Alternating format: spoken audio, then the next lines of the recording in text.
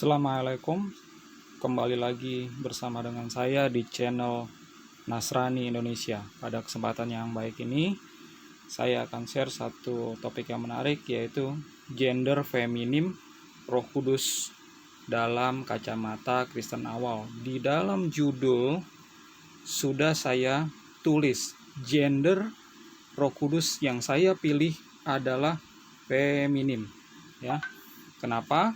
Karena saya ambil dari kacamata Kristen awal. Kristen awal adalah Kristen Yahudi, ya. Para rasul bahkan Yesus sendiri berdarah Yahudi. Jadi jemaat awal adalah jemaat Yahudi Kristen yang dimulai dari kota Yerusalem. Oke. Kenapa gender Roh Kudus feminim ini sudah asing di telinga umat Kristen sekarang?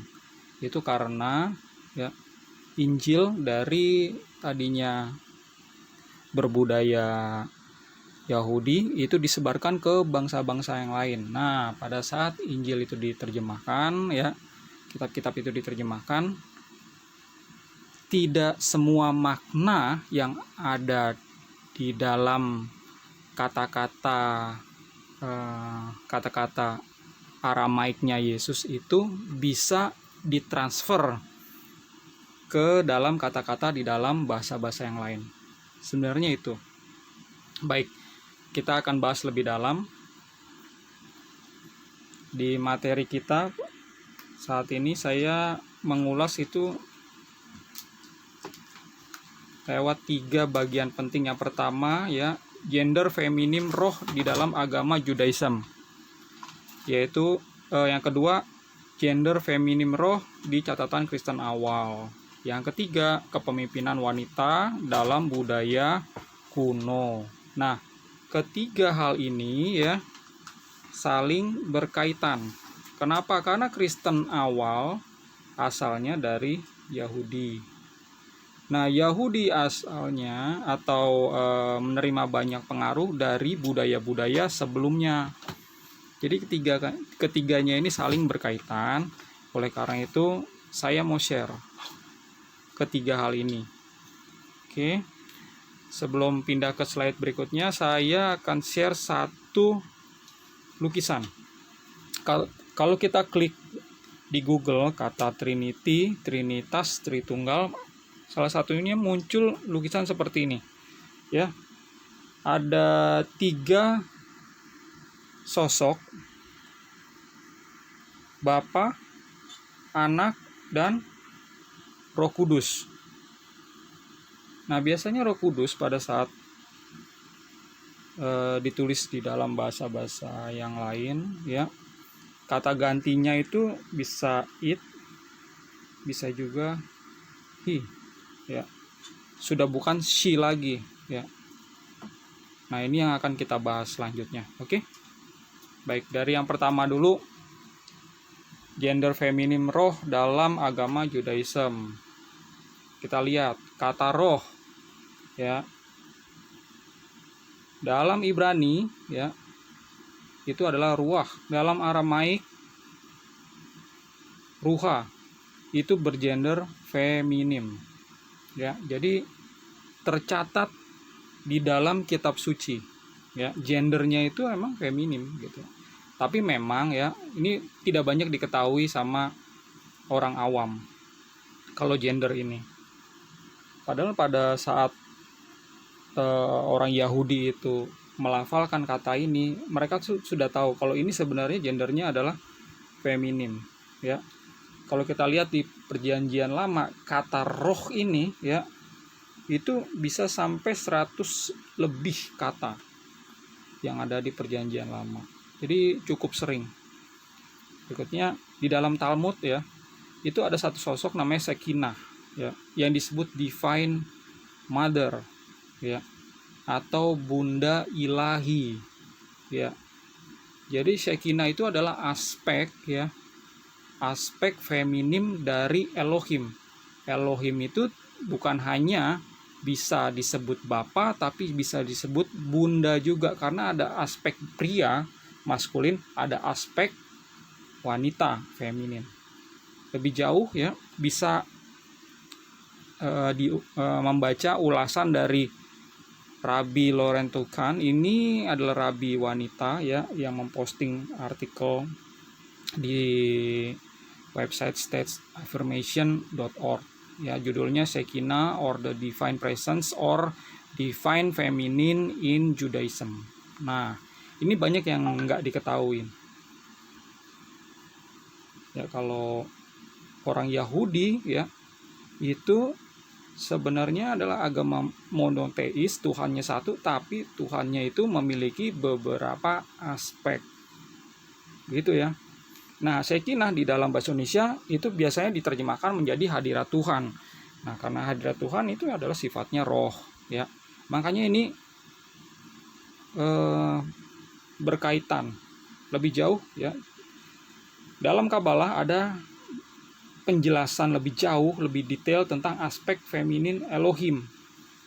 Apa itu Kabbalah? Kabbalah ini adalah suatu komunitas yang mempelajari hal-hal mistik di dalam agama Yahudi. Tidak semua rabi ya yang mempelajari hal-hal mistik. Hanya rabi-rabi Kabbalah ini aja gitu. Jadi kalau mereka baca kitab Tanakh ya, apa yang terkandung di dalam tulisannya itu, apa yang tersirat di dalam tersurat, itulah yang mereka pelajari. Mereka juga punya buku namanya kitab Zohar yang menjadi panduan mereka. Nah,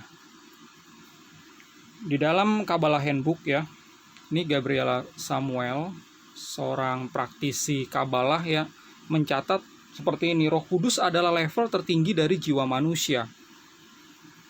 Jadi jiwa manusia itu menurut Kabbalah itu beberapa level ya. Yang level yang tertingginya itu Roh Kudus. Kemudian dicatat di sini, di saat roh itu ada, maka jiwa mengalami kesadaran. Level Roh Kudus ini diyakini oleh kaum Kabbalah sebagai manifestasi dari Shekinah. Shekinah itu sendiri adalah aspek feminin dari Tuhan. Ini mirip-mirip ya sama pengajaran Kristen. Di dalam pengajaran Kristen kan, seseorang kalau itu bertobat berarti dia itu dipimpin roh untuk bertobat. Berarti roh itu ada, membuat dia itu sadar kalau dia butuh pertobatan. Nah, roh itu adalah roh Tuhan sendiri. Begitu ya. Jadi ada kemiripannya. Inilah ajaran Judaism ya. Mereka memang mencatat jelas ya, ada kata roh banyak ya di situ, dan penjelasan tentang aspek feminim ini ada di dalam Talmud.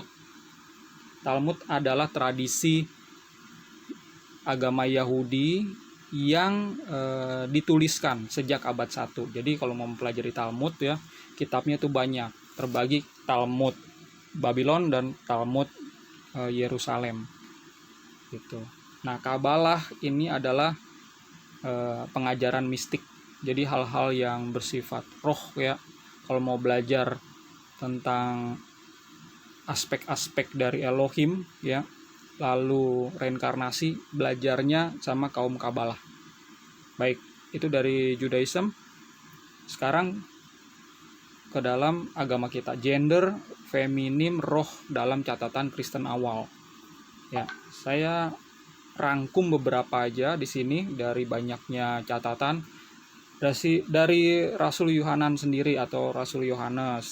Ini yang rasul yang di dalam 12 rasul yang meninggalnya itu paling belakangan, sekitar abad 2 awal baru meninggal ya.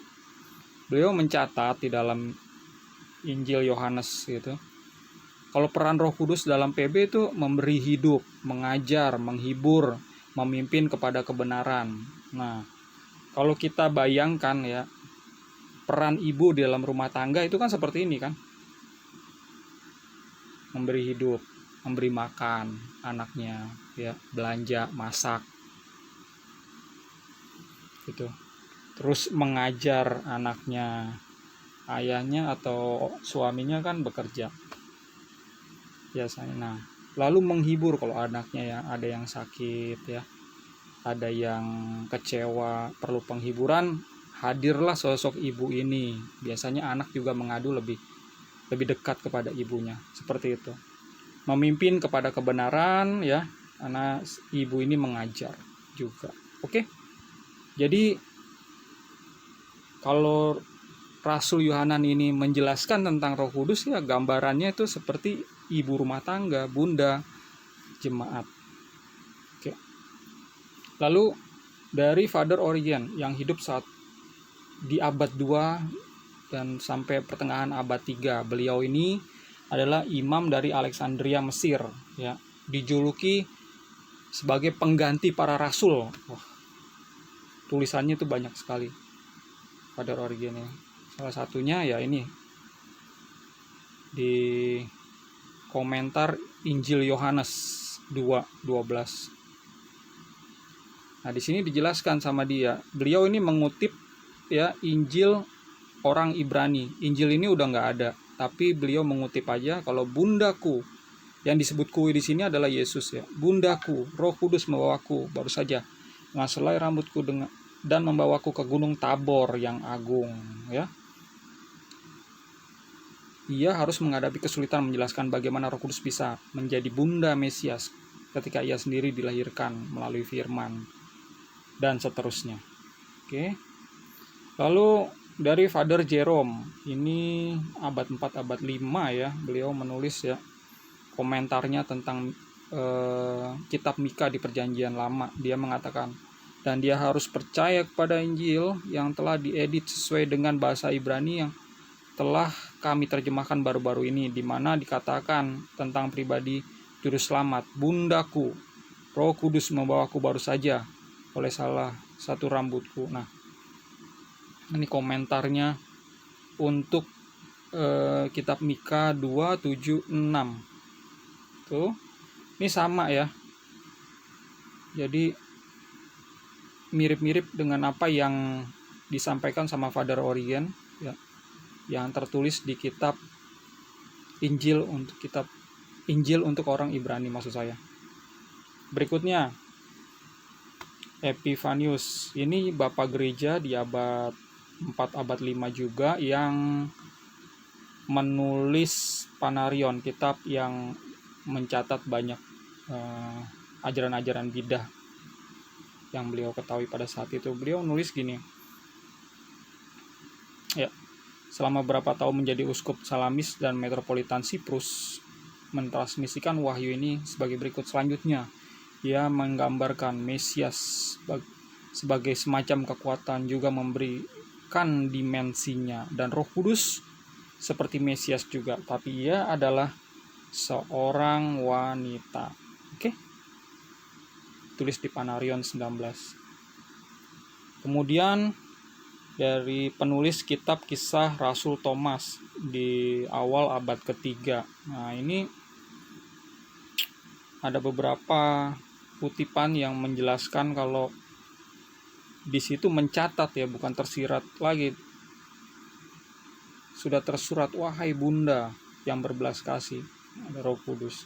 Lalu di ayat yang lain juga di sini dijelaskan Roh Kudus, bunda dari semua ciptaan ya.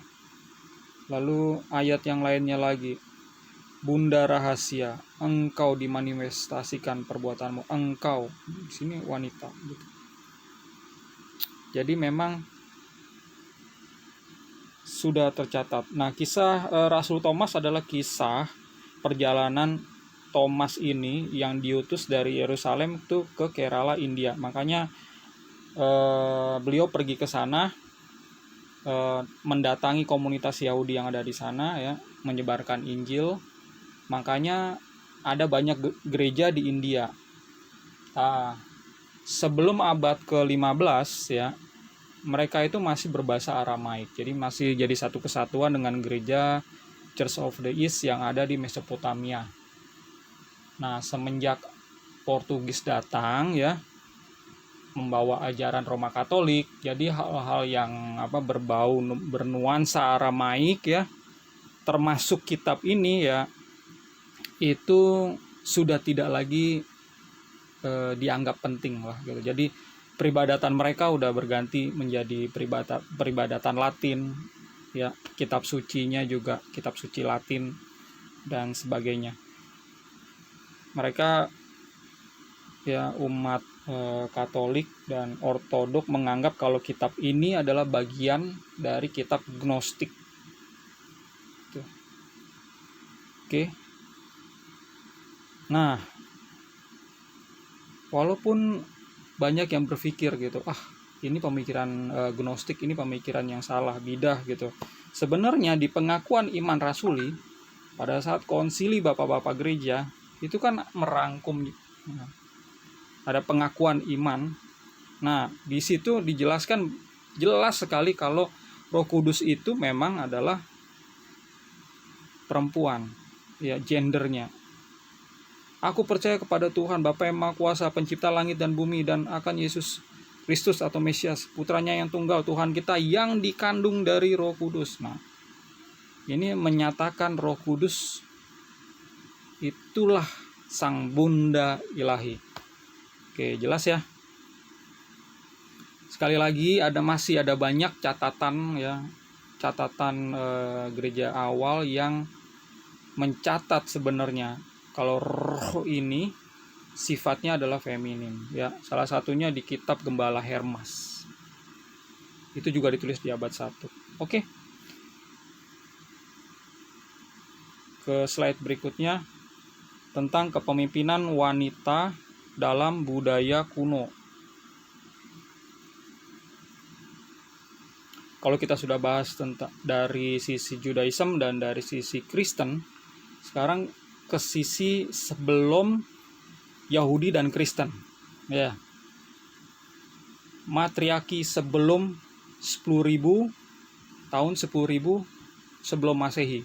Matriarki itu apa sih? Sebenarnya matriarki adalah konsep dominasi kepemimpinan perempuan dalam masyarakat atau kelompok yang menganut matriarki. Otoritas menurun dari garis ibu, berbeda dengan patriarki dari kepemimpinan laki-laki. Kalau matriarki cukup umum ditemukan di negara-negara Asia Afrika, begitu ya. Jadi konsep matriarki ini kepemimpinan wanita, ya. Tuhan yang disembah juga Tuhan yang bergender wanita, imam-imam di kuilnya juga imam-imam wanita.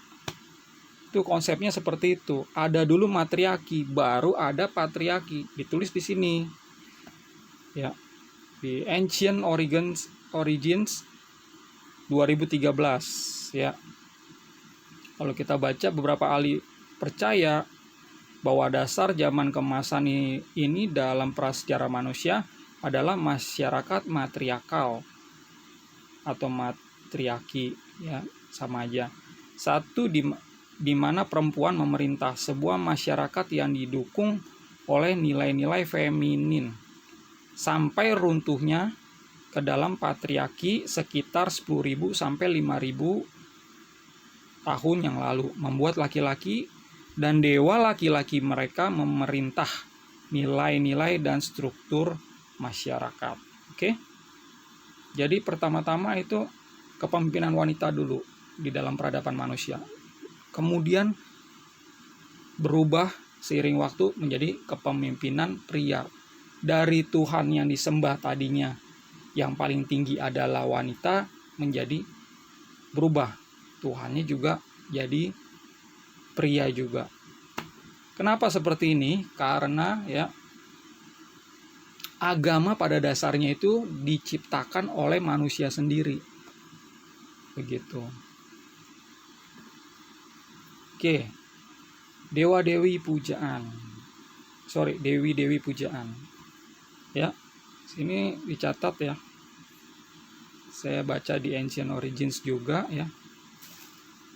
Dewi adalah dewa yang paling kuno dari semua dewa, dengan penggambaran yang berasal lebih dari 29.000 tahun sebelum Masehi, dan penyembahnya berlangsung hingga hanya sekitar 4.000 tahun yang lalu, ketika umat manusia berputar dalam peperangan yang tidak pernah berakhir. Namanya hampir tidak ada habisnya. Nah, di sini dicatat beberapa nama dewi. Ada Anu, Eki, Hathor, Isis, Danu, Kali, dan lain-lain ya. Ada gambarnya, saya catat di sini, saya berikan. Ya. Nih. Dewi Anu. Ya. Dewi Eki. Semua sumber itu dari Sumeria. Sumeria ke Babilonia, ke Mesir, lalu diserap ke yang lain-lain.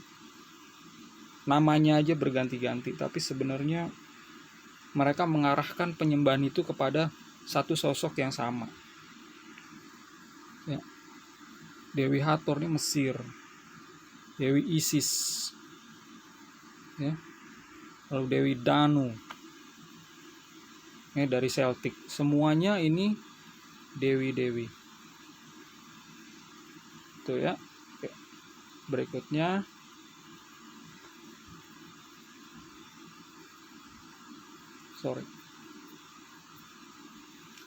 Abraham, bapak orang percaya, asal-usul bangsa Israel, baru muncul ya di dalam peradaban manusia itu 2000 sebelum Masehi.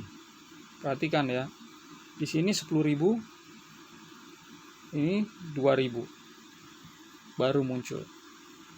Dia bilang apa nih? Ya. Saya kutip di Kejadian 11:31 ya.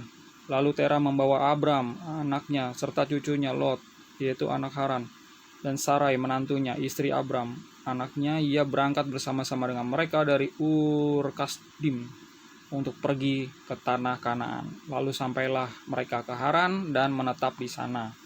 Jadi sosok Abraham ini ada di tanah Kanaan ya, di mana sesembahan tertinggi di sana adalah dewa yang disebut dengan dewa El ya. Jadi sudah ada dewa yang disebut dengan dewa El sebelum ada perjanjian Sinai, sebelum ada bangsa Israel ya. Itu sudah ada Tuhan yang disebut El gitu. Jadi si Abraham ini menyembah Tuhan yang disembah di tanah Kanaan. Dewa tertinggi di sana yaitu El. Makanya ada kata El Shaddai, ya, El Gabura, El Elyon, dan lain-lain. Ya. Kata El kemudian diserap ke dalam kosakata Ibrani, ya, yang kemudian menjadi kata Elohim. Gitu. Nah, asal muasalnya itu dari sini, diserap. Jadi ini berhubungan, ya. Dari konsep matriarki Tuhan, ya, perempuan. Nah, Abraham ya sudah menyembah Tuhan laki-laki. Karena di zaman Abraham ya itu sudah ada pergeseran. Tadi kan dijelaskan kan pergeseran antara material ke patrial itu 10.000 sampai 5.000 sebelum Masehi. Nah, si Abraham ini ada di 2000 sebelum Masehi. Jadi ya penduduk masyarakat pada saat itu ya adalah masyarakat patriarkal ya. Jadi kepemimpinan itu dipegang oleh kaum laki-laki.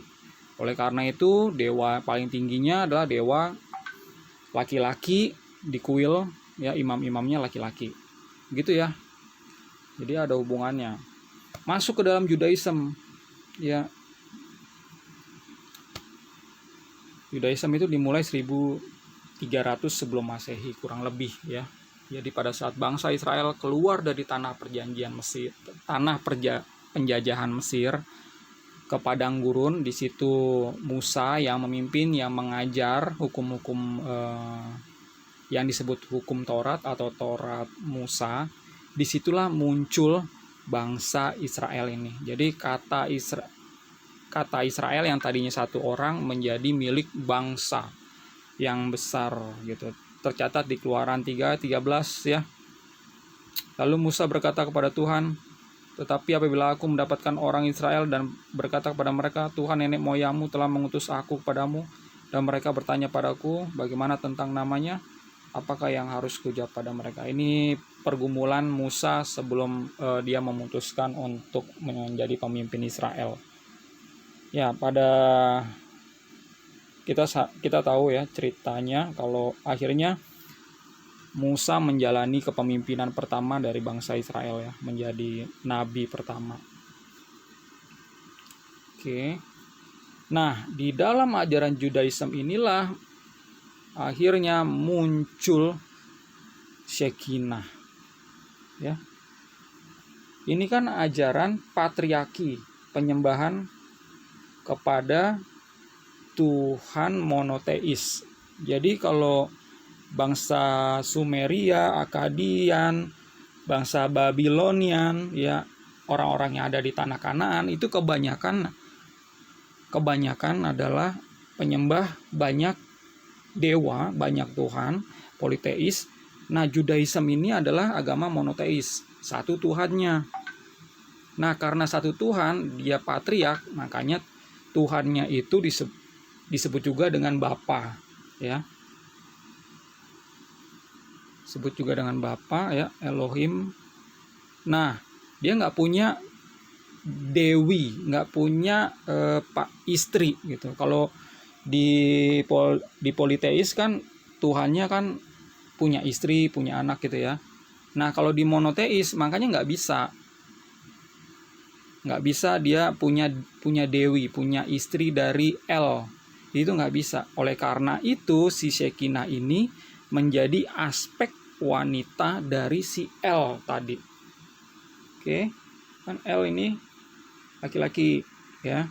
Shekinah ini adalah aspek perempuannya. Ini bukannya menikah tapi aspek laki, perempuan. Begitu di dalam ajaran Judaism. Nah, kalau di dalam ajaran Kristen awal ya, yang muncul di abad 1 karena Yesus adalah rabi Yahudi.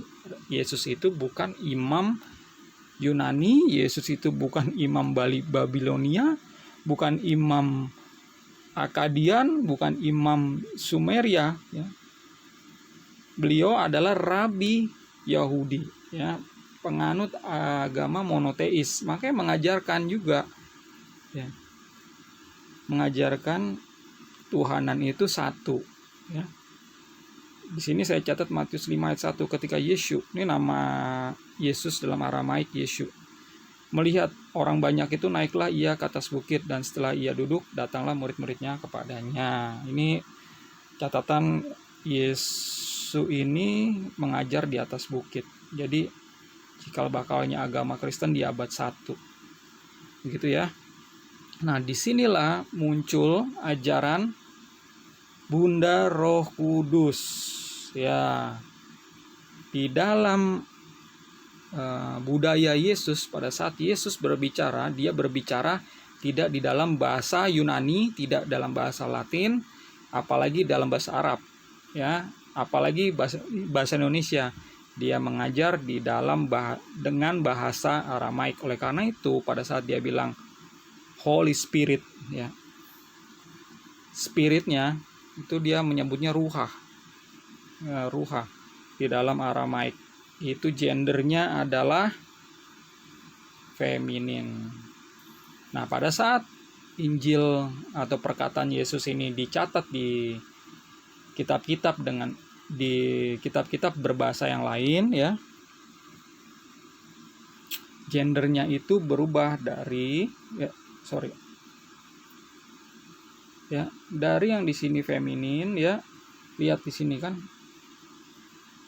merpati, jadi dia bukan feminin lagi, dia bisa it atau bisa he gitu kata gantinya. Apakah salah? Saya tidak melihat ini suatu kesalahan, apalagi sesat atau bidat. Saya tidak menggolongkannya demikian. Ini terjadi karena memang Injil itu diserap ke budaya-budaya yang lain, ke bangsa-bangsa. Oleh karena itu ada pergeseran makna. Nah, wajar kalau terjadi seperti ini. Oleh karena itu para pengajar, ya, saya sarankan untuk ya belajar ajaran awal, ya, budaya awal. Yesus berbicara dalam bahasa Aramaik. Ya, oleh karena itu mempelajari ajaran Yesus yang awal. Oke, saya pikir itu saja ya yang saya mau jelaskan ya. Terima kasih sudah menonton video ini di channel Nasrani Indonesia. Bersama dengan saya lagi di video-video yang lain berikutnya. Terima kasih. Shalom, salam sejahtera. Sorry, lupa kasih tahu, kalau ada yang butuh materi presentasi saya, ya saya akan share file PowerPoint-nya, ya, bukan file PDF-nya. Kalau saya convert ke PDF, ada satu slide yang terlihat acak-acakan seperti itu, karena dalam satu slide itu banyak klik ya, muncul hilang gitu. Jadi kalau ada yang tertarik ingin dapatkan, saya bersedia untuk memberikan share PowerPoint-nya ya. Di situ Bapak Ibu bisa pelajari kembali. Tolong catat aja ya. Yang tahu nomor WA saya untuk minta ya, atau kalau tidak tahu tinggalkan nomor WA atau alamat email Bapak Ibu di bawah video ini. Itu aja dari saya. Terima kasih. Ya, selamat malam, assalamualaikum.